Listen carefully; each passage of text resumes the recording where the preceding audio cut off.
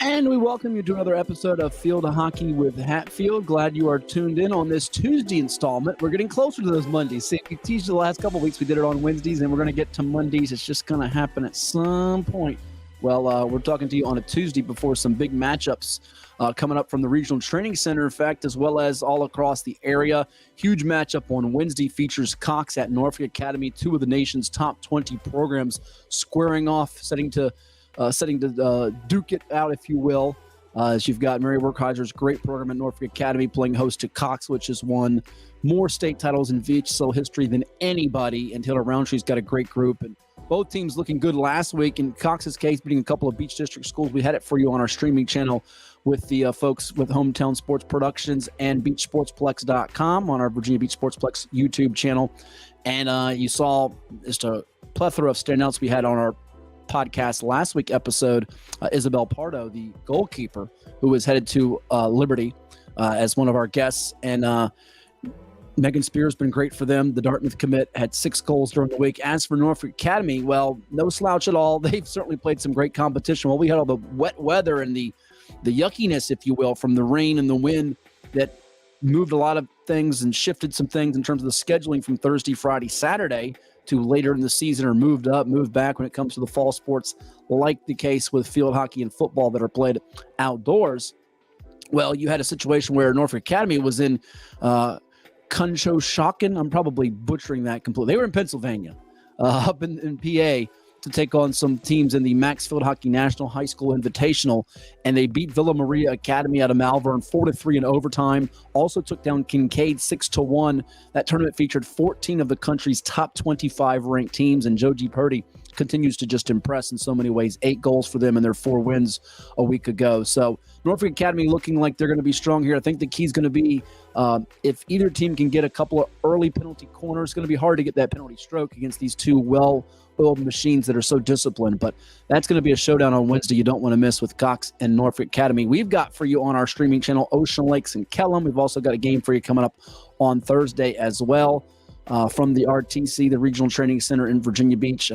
Cox taking on Salem today as well at the training center. So get on out there, see some good field hockey action, as it should be a lot of fun these next couple of days here, Tuesday, Wednesday, Thursday, as we get you to the weekend. We've got some special guests joining us on the program today, a couple of coaches that are doing quite well. We had on our streaming channel last week, Sydney Reguini of Princess Anne had a hat trick as PA shutout Kempsville. You'll hear from the head coach of the Cavaliers in his second season, Don Warner, as he's got a couple of standouts headed to Richmond and JMU respectively in Sarah Ellis and Reguini. And he'll tell you about his team at 3-1, the lone blemish this year to First Colonial. We also will catch up with Joe Dougherty over at Gloucester, whose team is 8-0 and bound to potentially move up in our Hatfield Top 10 Field Hockey Rankings, which we'll have for you in the final segment of the program. So that's coming your way. We've got a Giardino Chicken Parm Player of the Week to tell you about, and we're going to give it to you right off the bat here in this first segment. If you missed last week's episodes or any past interviews, we had on the show Diana Blair of Lansdowne. We mentioned Isabel Pardo of Cox. It's all archived on our Virginia Beach Sportsplex YouTube channel. You can go check it out. We have playlists for you if you want to see On the Hash with Hatfield, which is our football podcast. If you want to see the field hockey show, if you want to see the Saturday morning 757 Saturday Sports Talk with yours truly and Coach Ed Young. Maybe you missed something, you want to see an interview that you liked, go back and hear something that you maybe didn't catch right, a segment. It's all up there. It's all listed for you. So go check it out on our streaming channel. You can always comment to us, share, like, subscribe. We always encourage that, and we're always looking for more people to get on board. We've got some great partners that have teamed up with us to give you streaming games when it comes to football, soccer, lacrosse, and field hockey from the fall through the winter and into the spring. And we're always looking for more people to get on board and involved with what we're doing for high school athletics and local sports, youth sports in particular, around the 757 and beyond. So last week it was Ellis Cannon of Kellam High School getting the 4 goals and getting the Player of the Week honor from Il Giardino Ristorante. This week, we have a new player of the week, and it's going to be someone from the Southeastern District and the city of Chesapeake. And for that, we now bring that in here as it'll pop up on our screen now, the Il Giardino Ristorante Chicken Parm Player of the Week. And there you have it. It is none other than Lily Johnson of Great Bridge High School. Shout out to her. Was a first-team All-State performer a season ago. 4 goals and a 14-0 shutout of, you guessed it, it was of Kings Fork, and she's headed to William & Mary. Just made her recent college commitment announcement. So good for her. Kudos to her. And it's a great job that Lily Johnson gets this honor. Midfielder, striker, 4 goals, going to William & Mary. Go check out Il Giardino Ristorante. They've got so many great items for you to peruse and look at and enjoy, and some tasty treats for you to enjoy when you go over there to Il Giardino. We're going to step aside, and we will be coming back with some more here on our streaming channel with the Virginia Beach Sports PLEX, and that'll be including the likes of some of our sponsors. But before we hear from the sponsors, or before we hear from our guests, I should say, we're going to talk with Don Warner, Princess Anne, Joe Dougherty of Gloucester, as they will be our first couple of guests today. And then we have the top 10 rankings for you. Let's hear from a couple of those sponsors, and we will begin things off with AstroTurf. After more than 50 years of innovation, AstroTurf still leads the way. The inventor of artificial turf does it all, right here in the USA. We engineer, test, manufacture, and install the world's most innovative fibers and turf technologies, with over 30,000 tracks and fields worldwide. AstroTurf, powered by Sport Group.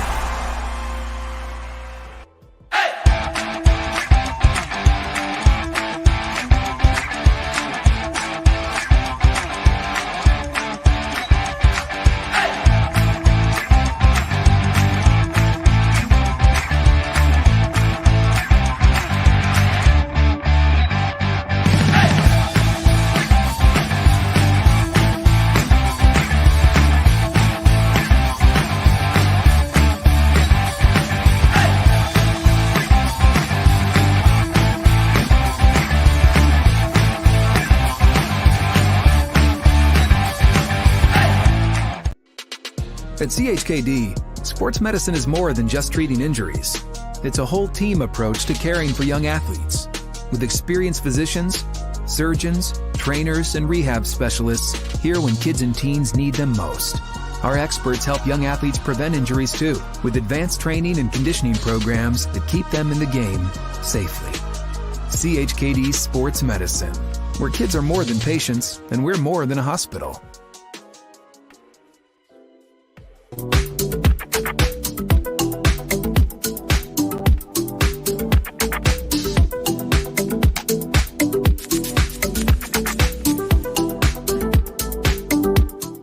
And welcome back to Field Hockey with Hatfield here from the PLEX, and we're so pleased to be joined by a special guest. He is the head coach at Princess Anne High School in Virginia Beach. He's got a decorated field hockey background, which takes you to a place in the 804 area, I believe, or certainly another part of the state he'll tell you about before he got to Princess Anne, where the Lady Cavs are certainly making some noise there.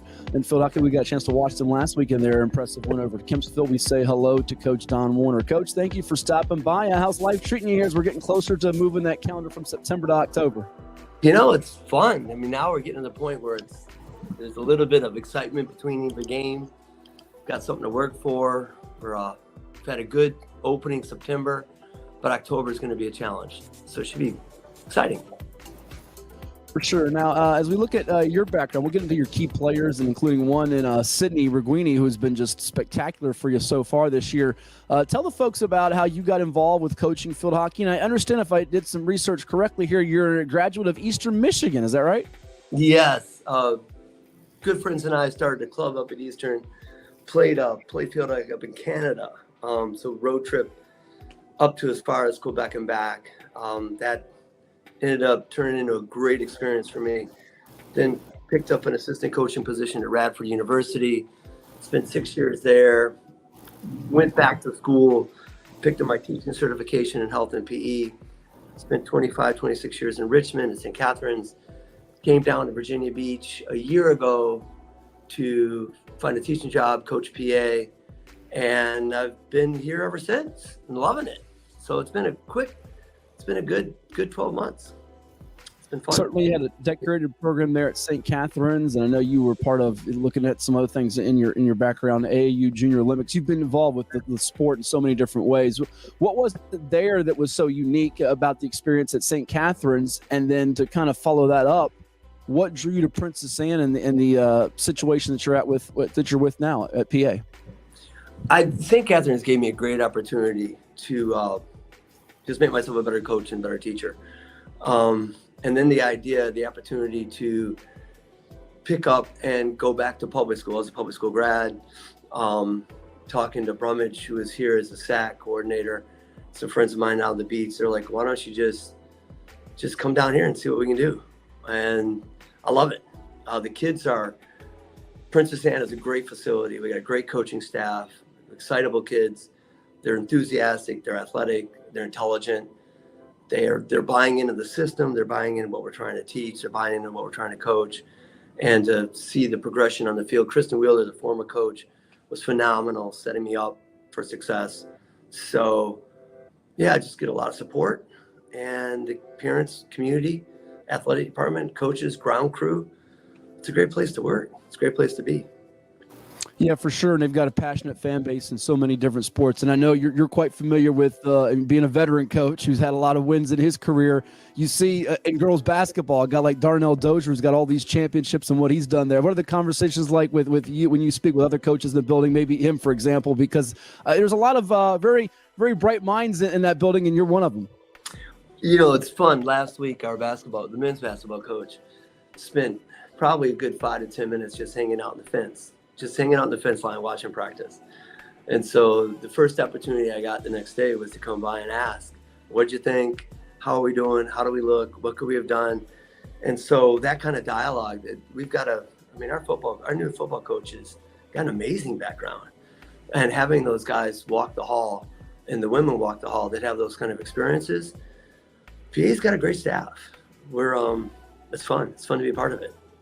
Yeah, you mentioned not just Darnell with his state championships, but Corey Coe for the men's basketball coach there, who's got a background going to when he was at VCU after he played at Deep Creek, and he's done a nice job there. And Phillip Sims, the record-setting quarterback who played at Oscar Smith before his stops in college at UVA in Alabama, and now he's trying to get the program back to where it's competing at a high level after it was in some struggles for some years. As we look at your program this year at Princess Anne, we've got some of the results and the schedule coming up flashing on our screen here.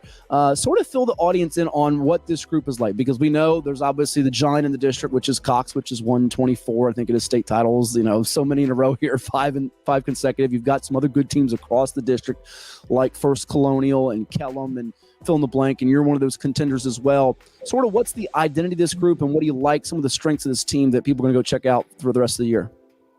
Well, I think the big thing perhaps for me is just establishing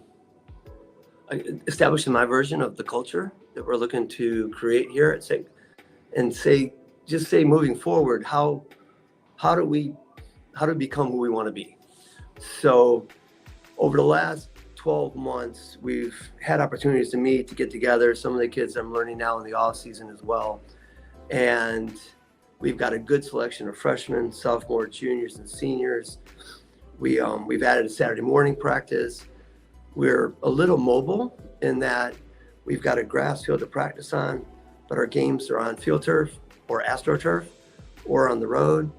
So we're flexible. We're practicing in different facilities. We're practicing on different surfaces. We're just slowly trying to figure out who we want to be as a program. That takes some time, but I think we're moving forward in the right direction.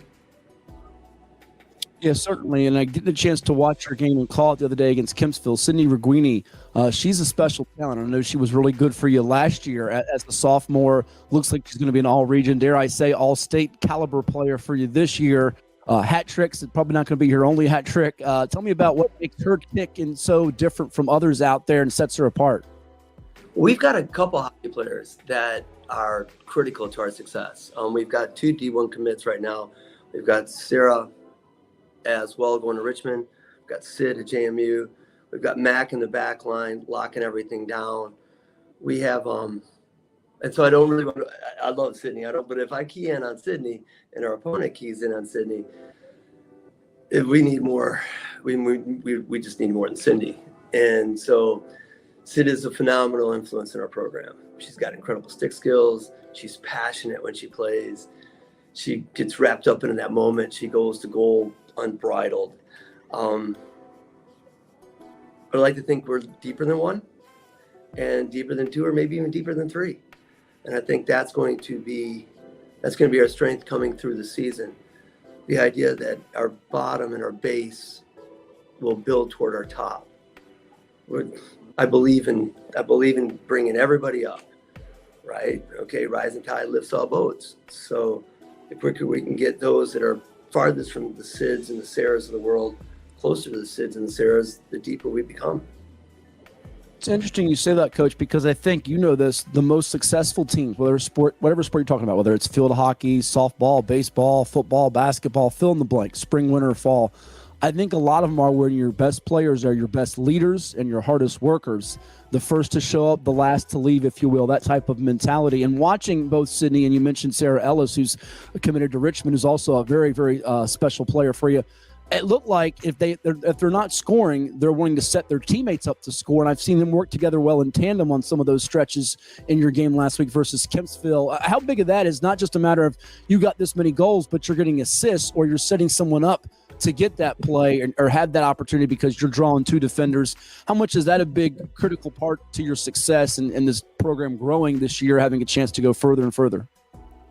I think it's very critical. I think first, agreed. When you're 1v2, 1v3, you're seeing those double and triple teams. We know we got somebody open. It's just a matter of getting the ball to them. And then, as we all know, the quickest way to move a ball is to let it go, let a teammate catch it, because we can get a ball in a space quicker than we can run it, and we can get a ball in a danger space quicker than they can defend it. So one of the things we're working on right now is just trying to figure out how do we find that space the ball's going to next, and how do we get into that next space as we play in the now, and trying to figure out where do we want this ball, how are we going to get it there, and who is going to anticipate what's happening in the next moment first. So we're spending some time just working on where we want to be next to help the Sids and the Sarahs out. Sure, absolutely. A few more minutes here with Don Warner, our guest here on Field Hockey with Hatfield from the PLEX, as we get you set for the upcoming games for the Princess Anne Lady Cavaliers, who've got themselves some nice victories over Lansdowne and Cape Henry, as well as Kempsville here recently.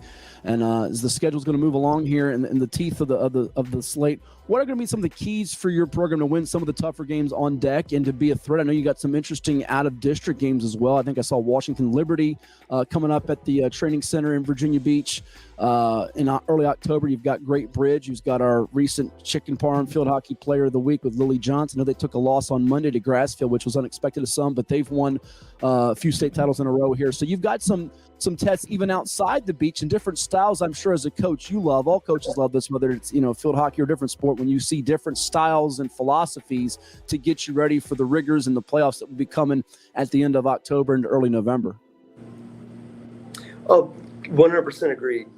Having the ability to not only play in district, well, first, everyone knows the Beach District's amazing. The Coxes, the FCs, the Kellums, hopefully someday the PAs.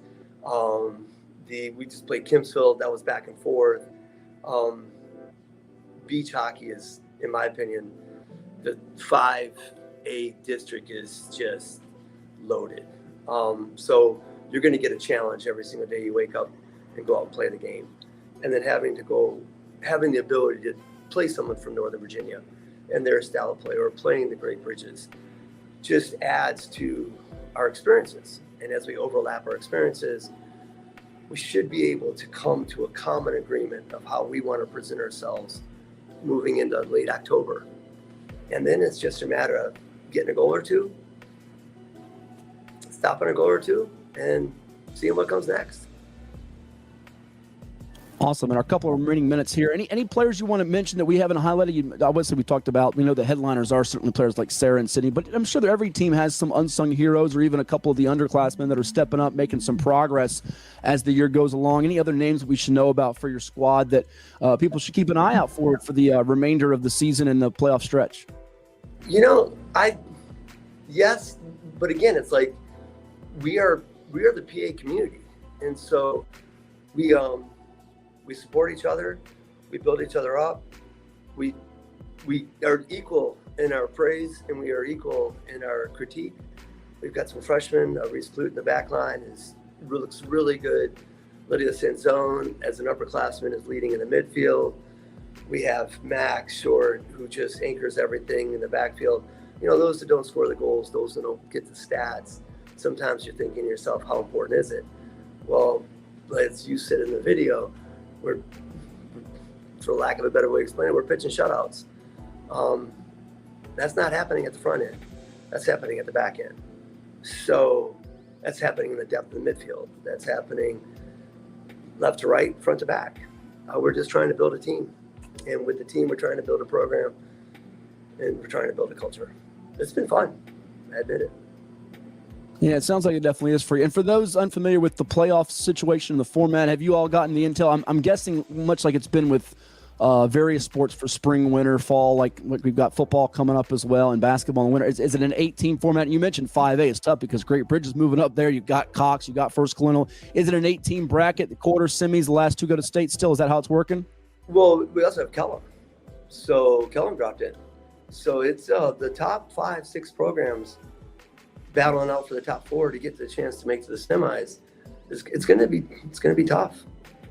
But we got a month to go. We got plenty of league games to play. Yeah, for sure. And in that last month here, I'll get you on this one, Coach. We appreciate your time here. What are you wanting to see out of your team? What are kind of the bullet points that you're hitting with them? We've got to check this off, this off, this off. Certainly, I mean, I know you all hit on execution and playing for each other, but what are some of the things that will you feel be separators in some of the close games that are sure to come and perhaps even games that require time beyond regulation?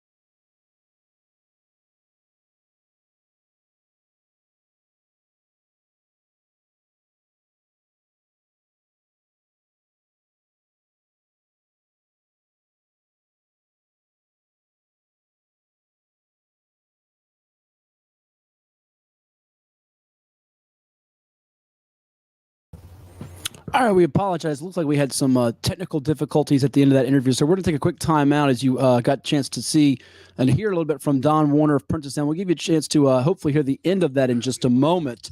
And but right now, we'll take a quick time out and hear from one of our sponsors at the Plex, and that is Zoop Eatery. Let's hear from them, and then let's get to the end of that interview, hopefully with Don Warner, and then have Joe Dougherty from Gloucester in just a moment.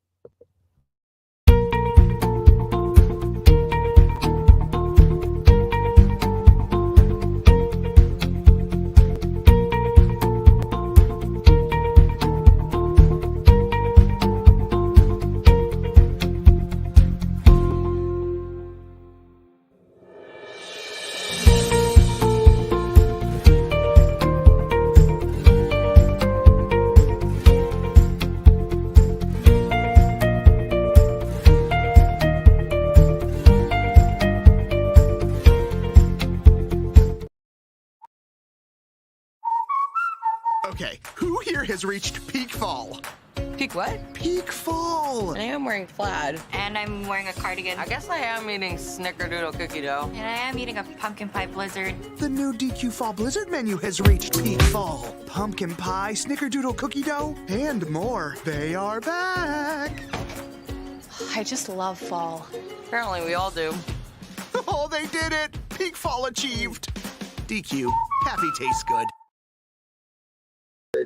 Lydia Sanzone, as an upperclassman, is leading in the midfield. We have Max Short, who just anchors everything in the backfield. You know, those that don't score the goals, those that don't get the stats, sometimes you're thinking to yourself, how important is it? Well, as you said in the video, we're, for lack of a better way to explain it, we're pitching shutouts. That's not happening at the front end. That's happening at the back end. So that's happening in the depth of the midfield. That's happening left to right, front to back. We're just trying to build a team. And with the team, we're trying to build a program, and we're trying to build a culture. It's been fun. I admit it. Yeah, it sounds like it definitely is for you. And for those unfamiliar with the playoff situation and the format, have you all gotten the intel? I'm guessing much like it's been with various sports for spring, winter, fall, like we've got football coming up as well and basketball in the winter. Is it an 8-team format? You mentioned 5A. It's tough because Great Bridge is moving up there. You've got Cox, you've got First Colonial. Is it an 8-team bracket, the quarter, semis, the last two go to state still? Is that how it's working? Well, we also have Kellum. So Kellum dropped in. So it's the top 5, 6 programs battling out for the top 4 to get the chance to make to the semis. It's going to be tough. Well, but we got a month to go. We got plenty of league games to play. Yeah, for sure. And in that last month here, I'll get you on this one, Coach. We appreciate your time here. What are you wanting to see out of your team? What are kind of the bullet points that you're hitting with them? We've got to check this off, this off, this off. Certainly, I mean, I know you all hit on execution and playing for each other, but what are some of the things that will you feel be separators in some of the close games that are sure to come, and perhaps even games that require time beyond regulation? We got some simple things like our first line of defense. So if we can get our forwards goal side of the ball, we're going to be a little bit more difficult to beat. Taking restarts quick, keeping our opponent under pressure, putting them on their back foot instead of their front. Finishing, stretching the field, playing as long as we can and as wide as we can. Trusting our teammates, maybe 3 or 4 touches, and then rolling the ball into positive space or finding somebody to create the 2v1s. That's not rocket science. I don't work for NASA. We just try to keep it simple, keep the ball moving, and defend as a unit. And we'll see where the ball bounces. Hopefully we get a little bit of luck. Well, he doesn't work for NASA, but he's a pretty smart cookie, and he does work at Princess Anne High School, where he not only teaches, but he coaches field hockey. Don Warner, so kind to give us some time here with field hockey with Hatfield from the PLEX. We look forward to calling more of your games because, as we've shown on the screen, you got a bunch of them coming to the Regional Training Center with our crew from Hometown Sports Productions with Chuck, Nick, and the gang. Thank you so much. All the best to you and your team, and we look forward to documenting and certainly following your squad. Thank you very much, sir. Appreciate your time. Our pleasure. Don Warner, our guest here with Field Hockey with Hatfield. We'll take a timeout and come back with more. We'll also reveal our top 10, the latest Hatfield top 10 with field hockey, all right here from the PLEX. Stay tuned for right now.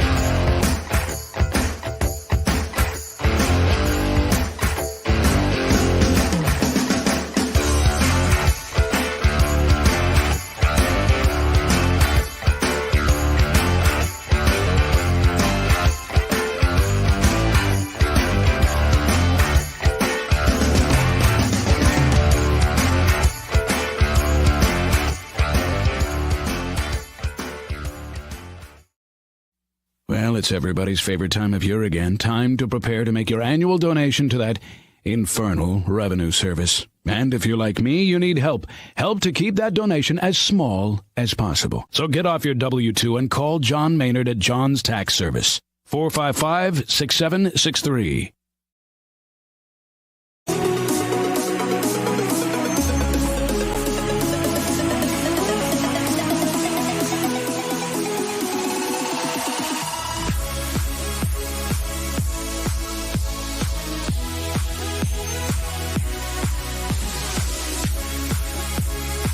And welcome back to Field Hockey with Hatfield. Another special guest with us here on the program. He is the head field hockey coach, I believe, in year 3 at the helm of the Gloucester Dukes, who are rolling right now at 8-0 overall. He previously, before becoming the head coach, was the JV coach, where they were 77-1-1 in 6 years.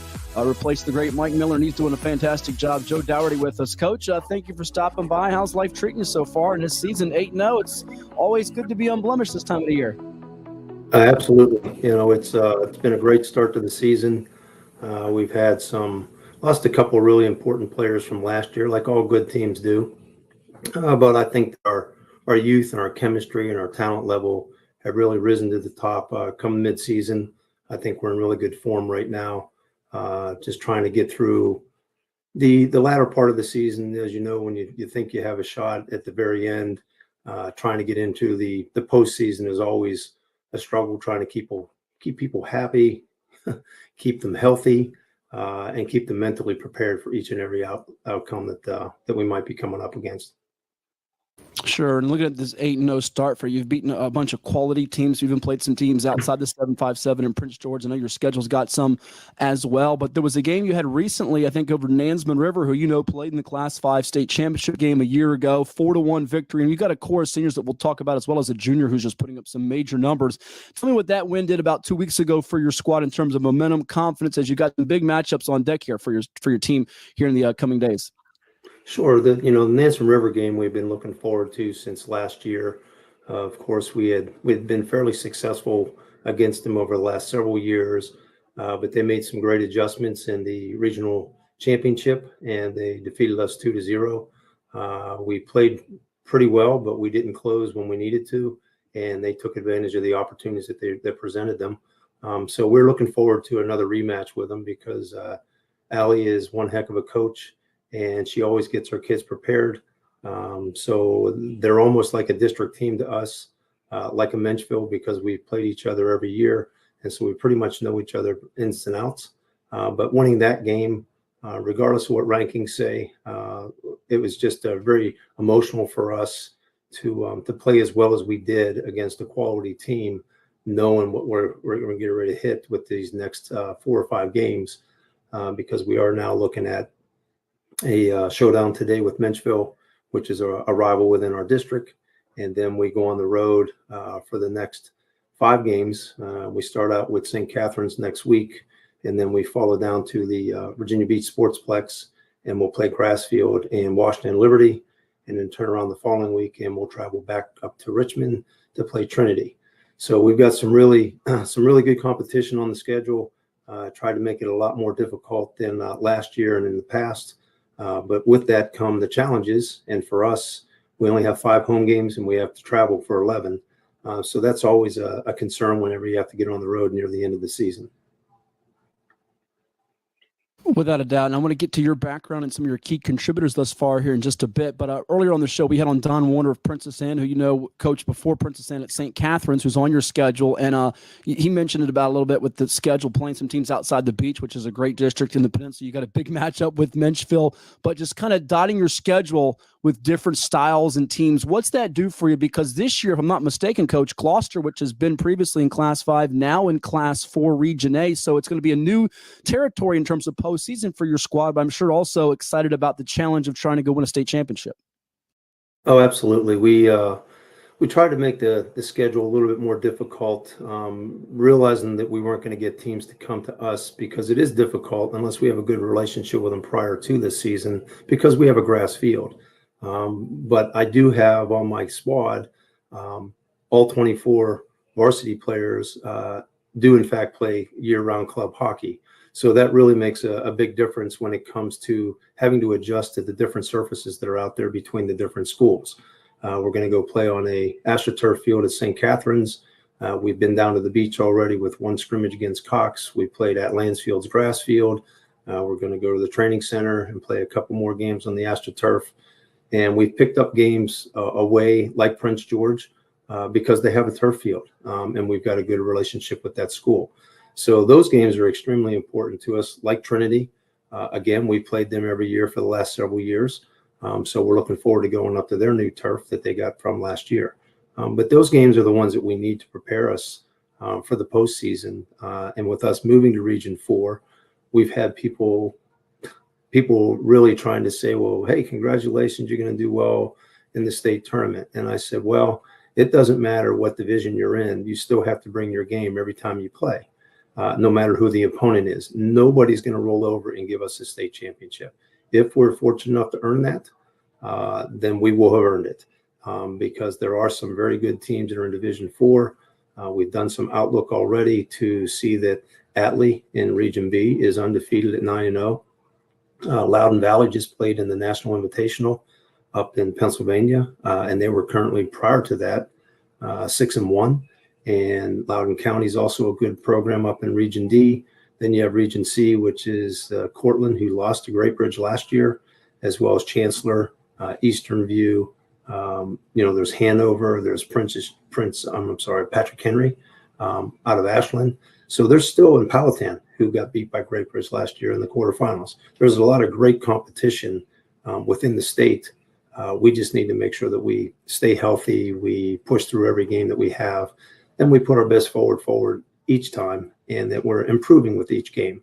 I don't want us to peak too early, but certainly the results that I've seen so far are very encouraging, that the team is coming together, they're blending together nicely.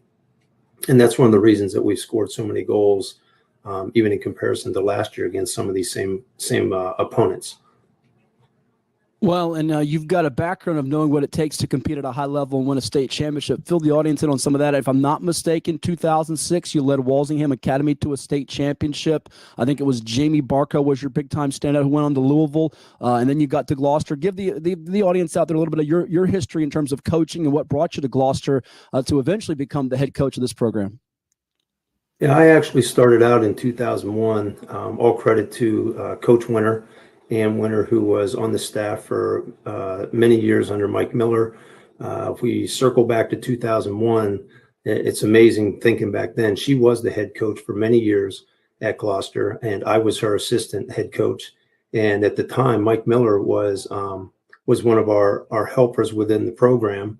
And then I started a club 4 years later in 2006. 5 years later, 2006, the Peninsula Field Hockey Association.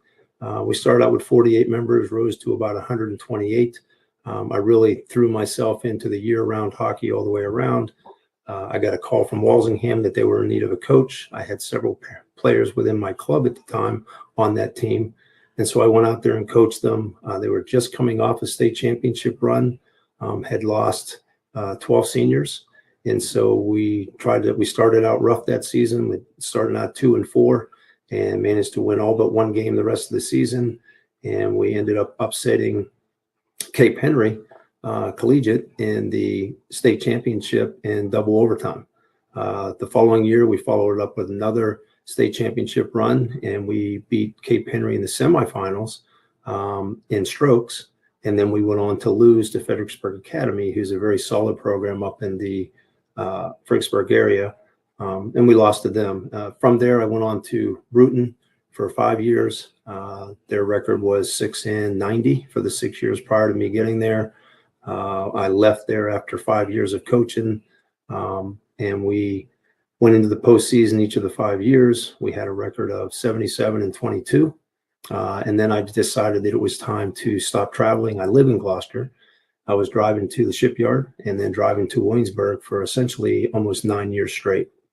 And so, as I called it, that golden triangle got to be pretty tough on me.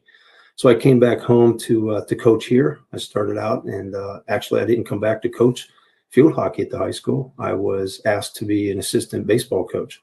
So I did that for 2 years. And after the first year, the JV position came open, and Mike Miller asked me if I would like to coach. At the time, he was my U16 coach. I was the U19 coach within my club. And I said, of course, I'd love to help. So I did that for 6 years, and we kept it going. Prior to my showing up there as the JV coach, they were always very successful.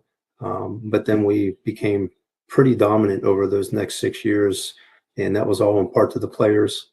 They really bought into a team first aspect, and I'm really a proponent of that's my mantra is I love my kids to have chemistry, be unselfish, and play well together. So then when Mike stepped down, I applied for the position, accepted the position, knew there were going to be challenges. Certainly I've taken over head coaching jobs at schools where they've been successful and unsuccessful. So I just tried to bring in the way that I do things, not upset the apple cart too much. And now that we're in year 3, I feel like it's definitely my program. And of course, we have a lot of pressure because we do have a couple feeder schools, a couple middle schools that feed to us. But, there's always those challenges would come with each one of those players that want to play at this level where we're at. And so this season was nice that we started off with a scrimmage with Cox because we're now in different districts. And it was a nice, it was a nice friendly that I hope that Taylor and I will be able to continue for many years. It just made sense, and it really gave us a good measuring stick for what the season was going to look like right out of the gate. Oh, no doubt about it. I mean, Cox is the flag carrier. I mean, they had the most state titles in VHSL history going back to the days of Nancy Folks and Taylor Roundtree, who played for Nancy Folks, just continued on that tradition as they remain a nationally ranked program. We got a couple in the area with them and Norfolk Academy who square off this week in a big showdown. And Coach, you talk about rebuilding programs, which you've done at, Bruton and certainly the Walsingham Academy success you've had. It had to feel like an easier, smooth transition. You mentioned about the relationship you and Mike Miller have, but going from the JV where you won 77 of 79 games, only 1 loss, 1 draw, to have those same kids and then you get them to the varsity level as they move up, as you become the head coach. You don't have to rebuild things. It's just continuing on the tradition that was already established before you. And now here in year 3, they're so adapted to what you I guess have in terms of terminology, philosophy, and the principles that are instilled in them from the beginning at that JV level, correct? That's absolutely right. And it stretches all the way down to the today during our Menchville game, at the end of the game, will be our middle school appreciation, where we have the varsity and JV players will be presenting each of the 2 middle school players or the middle school teams with their players with poster boards and appreciation of their support to come watch us play. And so we've reached out to as low as the 6th graders that are playing at the middle school. And in fact, a couple of weeks ago, we hosted the first ever Page versus Peasley Middle School game at our complex, which was kind of a big deal for us because we want to show those young kids what it would be like to play at the highest level and play at our venue. So they got an actual scoreboard and the stands were there. And so it was really, really nice to just see everybody come out and support. And we made it later in the day so that the parents that are from the younger kids could come out and appreciate the level of hockey that's being played and see some of those older girls that they might look up to in these next coming years, because we've got 6 seniors, but we're still fairly a young bunch. Yeah, that's wonderful to hear. It is a tight-knit community over there in Gloucester where they really love their student athletes and support their athletic teams in a great, great way. Let's hit on some of those key players for your coach. I know you have a core of seniors, a lot of underclassmen, and one that's caught my eye as a junior, Reese Miller, if I'm not mistaken, coming into this year, 54 goals, 37 as a sophomore, 17 as a freshman, as she is a wondrous talent for you, and I know has got a lot of potential as far as being maybe one of those player of the year candidates before the season is done. Yeah, absolutely. We have a core of about 4 or 5 players that are truly leading the team.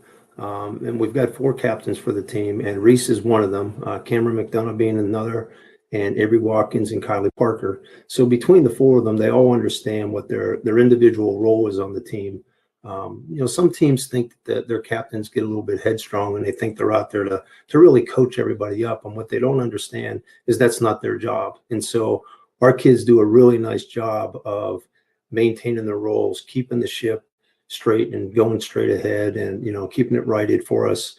And you're absolutely right. Reese is a special player. I've had her both in my club and within the program for probably the last 8 years. So I've seen her grow up quite a bit. Her maturity level is top notch for a junior or a junior class member. She's being recruited by some Division I programs, rightfully so. She was recently named to one of the top 40 to watch in her 2025 graduating class within the Maxfield hockey. So that was nice to see.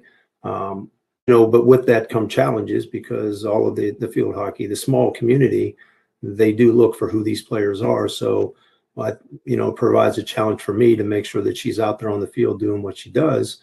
But she just doesn't score goals. This kid She has 18 goals already, and she's got 16 assists. So she has no problem using her stick work and understanding that distributing the ball was even more important. In fact, in the Nansemond River game, our first goal was scored off of a counterattack off a Nansemond River corner, and she led them down the field 3-on-1.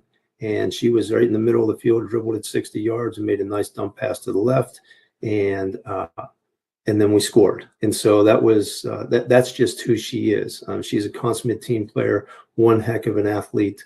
Runs track in the off season, stays in shape.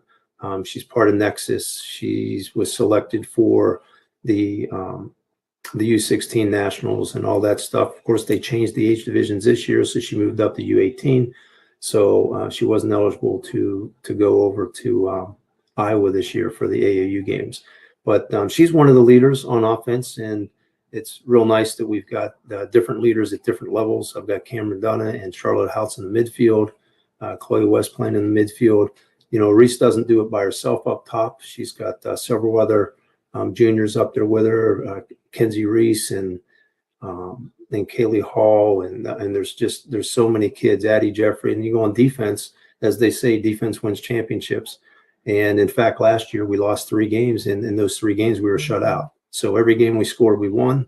And so that's kind of like our ploy this year. We need to make sure we put it in the net and then buckle down on defense. We did lose a couple of key defenders last year, which I think we are now and getting ready for game 9. But we also had 3 scrimmages to start the season in our jamboree. We had the Cox scrimmage. So, you know, to me, we're near the latter part of the season. So I can't really say that they're too young because now they have the experience. We've moved a lot of kids around to get the best chemistry within the team. On defense, we've got Avery Watkins, one of our captains, back there playing extremely hard, heading up the defense with Abby Junker and Michaela Clark and Caroline Klink. And then in goal, we've got Zbicki. She's back there playing hardcore. So Addie's playing one heck of a job, and goalkeeper did a real nice job when we started with Cox. So we're starting to grow and really start to pull together and discussing what's getting ready to happen today and the rest of the season. You know, the kids, they reassured me yesterday that we don't really look at the results. We look at our effort, and I want to make sure I get 100% effort out of everybody else. I'm not this believer that you got to give 110%. Just give me what you got, and we'll do the best we can. You know, when you're out on the field, you do what you can, and if you need a sub, then you raise your hand and we move on to the next person, next girl up that's on the sidelines. We go 24 deep, so we will use as many as we need to, and to get the result that we want. But again, it starts with our effort, and that started in practice with preparation over these last several months.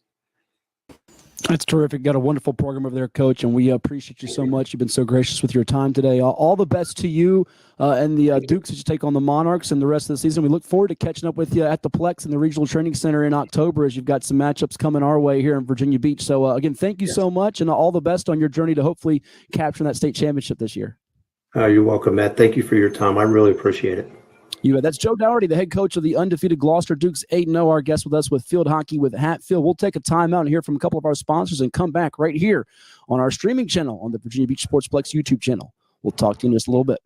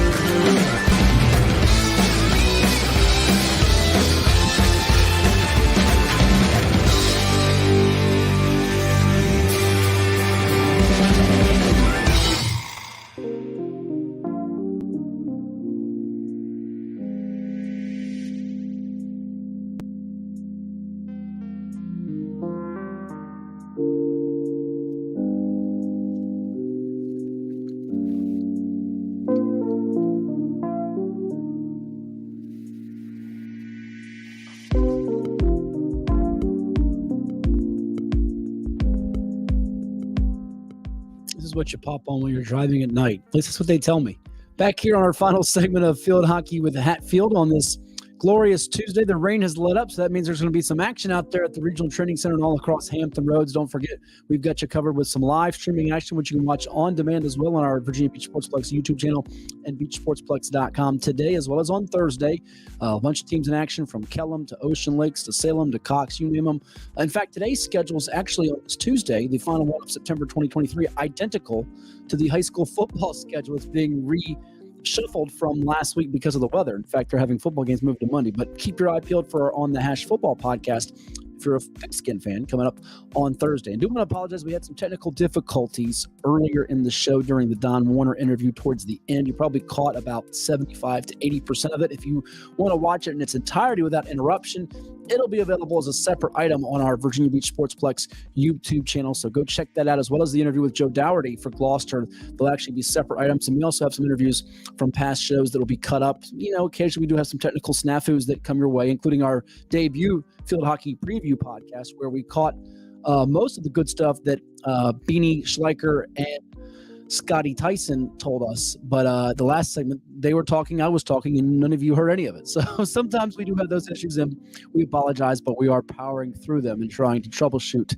as we move it along. All right, well, it's time now to unveil my latest top 10 rankings when it comes to field hockey, as I've spent hours and hours and hours upon hours, not really, probably about 30, 40 minutes on this, diligently assessing the picture and seeing what shakes out. We don't have any changes in the top 2 spots, but we do have a change in the number 3 hole, and I'll go through them from 10 to 1 and count them down like I did last week. By the way, I didn't have the read in front of me when we announced our Il Giardino Ristorante Chicken Parm Player of the Week, but I do have it now, and that was, by the way, if you missed it earlier in the show, go back up and check it out. It was none other than Lily Johnson of Great Bridge, who had 4 goals in a victory over Kings Fork. They did lose this past week, though, to Grassfield. More on that in a bit as we go through the top 10. But Il Giardino, if you've never been there, go pay them a visit at 910 Atlantic Avenue in Virginia Beach, Virginia. They offer veal, seafood, chicken, pasta, vegetarian, and pizza creations that are all taste sensations. You're getting me hungry. That's because all their sauces are made from scratch, and every item is made to order. Add in the lively sounds from the expanded piano bar and lounge. And it's no wonder why Il Giardino is such a popular local spot here in Hampton Roads. To see the complete menu and find out more, including the hours of operation, go to ilgiardino.com. That's ILGIARDINO.com. Give them a holler on the phone at 757-422-6464. Again, 757-422-6464. So a big shout out to the Il Giardino Ristorante Chicken Parm Player of the Week again, Lily Johnson of Great Bridge. Who will get it next week? Well, you can always send in your nomination, your stats to us via our YouTube channel. Send us a comment, an email. There's a lot of ways you can get in touch with us to nominate your favorite athlete out there, any coaches, players, fans. We always want to hear from you. All right, number 10 in the top 10 countdown. It's the Maury Commodores at 7-2 overall. They've outscored Eastern District foes 31-0 this year. They do have losses to Grassfield, which is not looking too bad after the win they had over Great Bridge, and Norfolk Academy, the nation's, I dare say, best team, and they're right there in the top 5. They beat Cox. I think they're right there to be considered 1, 2, or 3 in America with what they've done here lately. Number 9, jumping in for the first time, I think, this season in the top 10 countdown, it is the Grassfield Grizzlies. They're now 5-1. Big win, 3-1 over Great Bridge on Monday. And with that big win that they just notched over Great Bridge on Monday, it now begs the question, are they the Region 6A favorite? And I think they probably are. I mean, Grassfield, great win for them. Megan McDonald and McKenna Scott, each with a goal and an assist. They kept Lily Johnson in check. Only goal for Great Bridge was Aubrey Steckline. So good goalkeeping play, and that's going to give you a chance always if you get that. So Grassfield, number 9 now, and they still have some battles awaiting them with, I know, on their schedule. They have beaten Hickory and Great Bridge and Moore this year. They did lose to Western Branch 2-1, but they've got Hickory on the road and Nansemond over this week on the road as well. Number 8, it's Catholic. They're 5-1. They were idle this past week.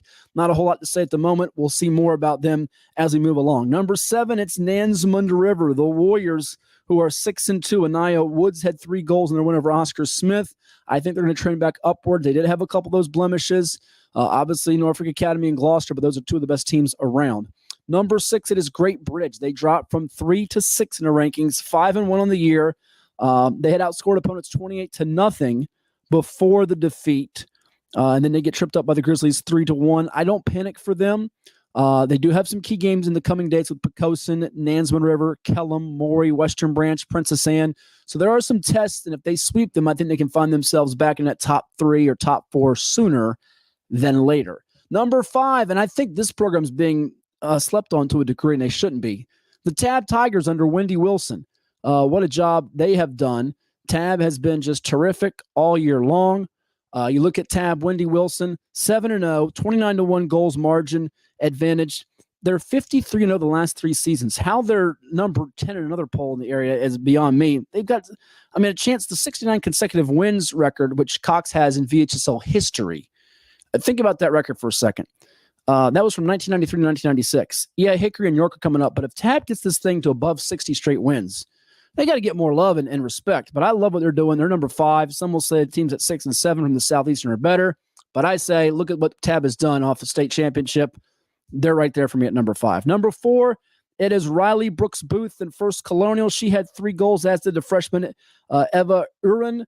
And they beat Green Run pretty handily. They're 5-1. The lone loss, Norfolk Academy. Who beats them? Well, Cox will get its chance coming up on Wednesday. Number 3, Gloucester. You heard from Coach Joe Dougherty. He's got a roster that's pretty deep, 24 players deep. They've got lots of quality. Reese Miller's been great. They've won state championships in 2015, 2018. They're hoping now in Class 4, 2023 is that year for them to get it done this coming November. And at number 2 in the poll, it remains the Cox Falcons. They are either 4-0 or 5-0. Somebody please let me know about that schedule issue I couldn't figure out last week. I know there's got to be a Cox fan out there, alum, coach, player, to clarify the record. I'm not sure they're 4-0 or 5-0 at this particular moment. But Megan Spear, I am sure that she had 6 goals a week ago, the Dartmouth-bound star, and they've got Norfolk Academy on Wednesday, which is all they're thinking about, not if they're 4-0 or 5-0, because they want to keep that goose egg in the loss column. And at number 1, it is none other than Joe G. Party, Brooke Betancourt, and Norfolk Academy under Coach Werkheiser. 8 goals for Purdy last week into 4 wins.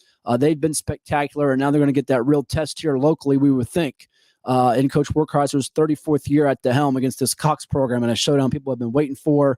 They had a battle up there in Pennsylvania, a couple of good games, and I think this will be one that will be area bragging rights and get both teams ready for that journey. Norfolk Academy is a private school in the VISAA, and Cox, a public school out of the Beach District in Class 5, Region A, where they will get some stiff competition now with Great Bridge in 5A, obviously local nearby rival in First Colonial, and some others that want to knock them off their pedestal. But this will be a good one coming up on Wednesday, the 27th of September. And make sure you check out our Facebook page with the Virginia Beach Regional Training Center and the Sportsplex. I think we're going to have a poll up for fans to interact and weigh in who they think wins that big battle between Norfolk Academy and Cox, 2 of the country's top 25 ranked teams. So give yourself a chance to get up there, let your voice be heard, and you can always comment, share, post to us what you'd like to see on the show, who you'd like to see us talk to on the show, be it athlete, coach, someone involved in the sport of field hockey. We're always taking